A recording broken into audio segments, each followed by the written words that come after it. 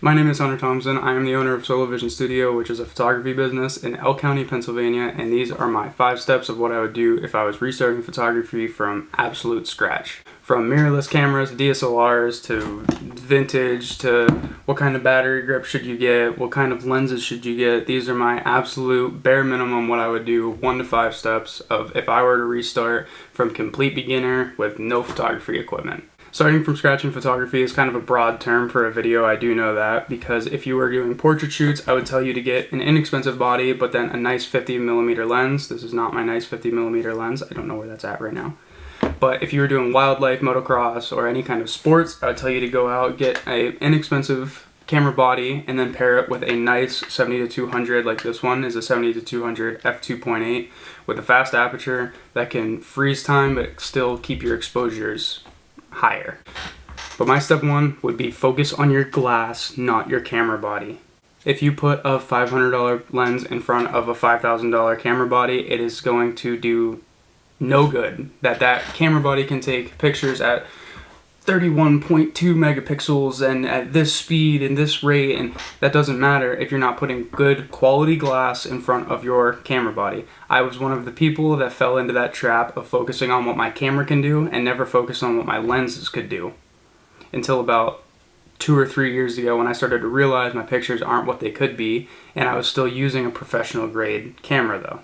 So yeah, absolute step 1 is go get an inexpensive camera body. My best recommendation, not this camera, but one with an articulating LCD screen. This can save you in a lot of situations where you're down near the ground and you can have live view, so you're not laying down on the ground, you can just hold your camera low, or if it's high, then you can tilt it and go up for a higher angled shot. My step 2 is stop chasing new gear and start chasing. You can get so focused on what gear other people have. Like if you are out comparing yourself to other photographers' gear and things like that, you're never going to get the pictures that you want because you're going to think that your gear is inadequate for what you're doing. And if you think that it's inadequate, you're going to use it like it's inadequate. You're going to get not that sharp pictures, you're going to kind of get sloppy work and never really get its full potential. Even though you're using it, you're not using it correctly because you just think it's inadequate. Which leads me to my number 3 is stop comparing yourself to others. We've all heard the saying, comparison is the thief of all joy, which is 100% true. I always compared myself to professional photographers who have been doing it for longer than I've been alive, and I never liked my pictures because of it. Focus on your work and your work only. Look at other photographers and take notes on it and what you like from it, what you don't like from it, and try to make that into your pictures. But don't compare your pictures to them because they've probably been doing it for a lot longer than you and they probably know a little bit more than you. If you feel like you're comparing yourself to other photographers, what I found works for me is talk to them, like just person to person, and figure out how they do certain things, what settings they're using for certain things and everything like that, and you'll stop comparing yourself to their work and you'll start trying to shoot just like them, and you'll take more from their work rather than comparing yourself to their work. My step 4 is only going to apply to portrait and people photographers, so sorry wildlife and sports boys, this one's not for you. Go out and buy yourself a nice 50mm lens, not this one, like I said, this one is I think $120 from Target. This is not a good one, I don't know where my good one's at. Go out, buy yourself a nice 50mm lens, nifty 50, that preferably goes down to an aperture of 1.2, and use the hell out of that thing. Put it onto your inexpensive camera body, and all of your portraits are going to be so much sharper and so much better looking, and you will make more money off of it to buy yourself other lenses as you work your way up the ladder.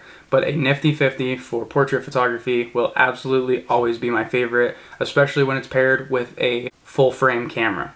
And you can pick up full frame cameras for relatively cheap nowadays.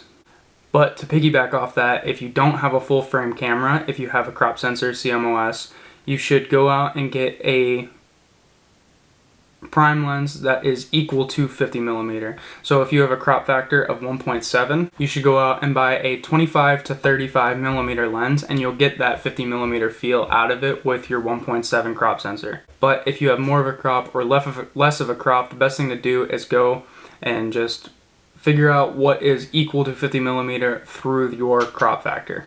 And step 5 is pretty easy for anyone who actually enjoys being a photographer. enjoy taking pictures. Don't do it for money. Don't do it. Just do it for fun. I fell out of photography for the longest time because I started realizing I was chasing money and I wasn't chasing pictures and photography and work.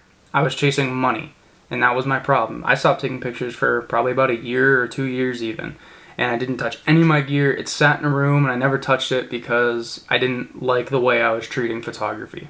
So chase pictures, not money. That'll be the best thing you hear all day. I promise you. And I know it sounds crazy because you're supposed to make money off of photography, but don't do it just to make money off of it. Do it because you love it. Do free shoots. Go out into the middle of the woods, get lost, and take pictures of whatever you see. Those are when the best pictures are coming to you, when you are out doing nothing but taking pictures and enjoying taking pictures. But yeah, that basically wraps my list of everything I would do if I was restarting photography from absolute scratch. If you think I forgot something or left something out, please comment down below and give new photographers advice about photography. And if you're a new photographer, ask a question down in the comments and maybe someone will answer it. I will definitely answer it. I answer all my comments. But yeah, if you enjoyed this video, please leave a like. I'd like to start doing more photography related content. So if you like this, leave a like, let me know that you like it, and I will 100% do more because I kind of like photography. So yeah, thank you guys very much for watching. I'll see you in the next one.